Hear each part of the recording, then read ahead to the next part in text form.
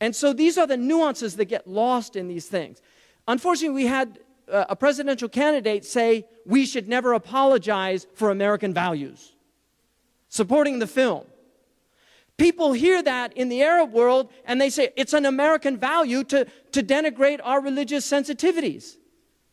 He was obviously saying speech, freedom of speech. But the point is, as Americans, do we really want to say it is an American value to denigrate other people's faiths, other people's beliefs? We can criticize those beliefs, write intellectual tomes about why Islam is not a true religion. There are many books like that, and nobody gets upset. Muslims don't get upset. You can write all you want of why you don't think the Prophet Muhammad is a prophet, but to mock, to denigrate, to make fun of somebody who's dearer to the hearts of the Muslims, and this includes Jesus. The Muslims feel the same way about Jesus, or about Moses, about any of these prophets. Really.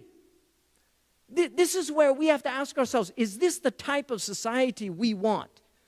We have risen above racial denigration in this country, in the public space. If you denigrate somebody racially in the public space, you will lose your job.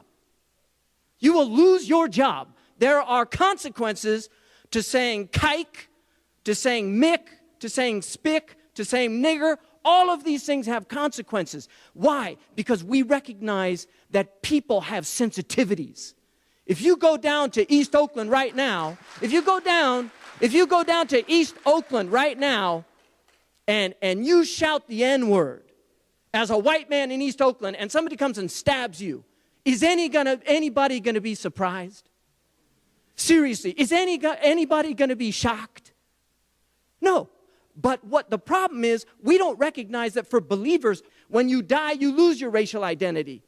But when you die, you maintain your religious identity. This is how the Muslims understand it. Now, I'm not going to justify anything the Muslims did in their reactions. I'm not going to justify that. The Prophet Muhammad never, ever attacked any ambassador. In fact, when a false prophet sent his ambassadors, he actually honored them and sent them back. He never denigrated ambassadors. In the ancient world, it was a declaration of war to kill an ambassador.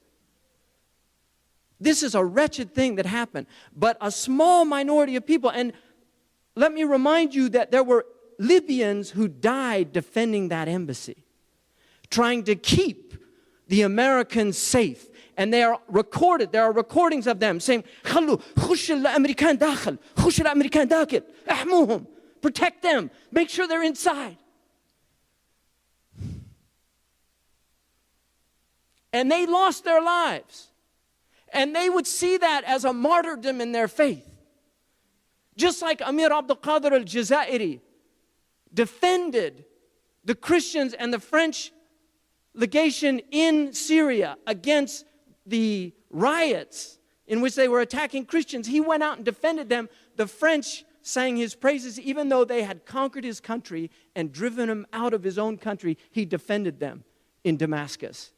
He was honored in this country. Kadar, Ohio Iowa is named after him because he was honored as a noble human being. This is our prophet. This is how we see our prophet. Now, I would argue that there is an element. I called this years ago. I gave a talk at the Globe Theater about Othello. It was after 9/11. And I argued that Othello, Santiago Matamoros was the patron saint that drove out the Moors from Spain. And so Shakespeare called this character Iago, right? The Spanish advisor to Otel, the Moor. And there's an argument that Iago was actually represented a certain voice inside England that wanted to prevent an alliance with Queen Elizabeth and the Moroccans against the Spanish, because Mansur al-Dhahabi had argued for that alliance. We have Iagos working on both sides, whispering, trying to get us to kill each other, to strangle the Desdemona of hope. I mean, this is what's going on, and we have to be very careful about that.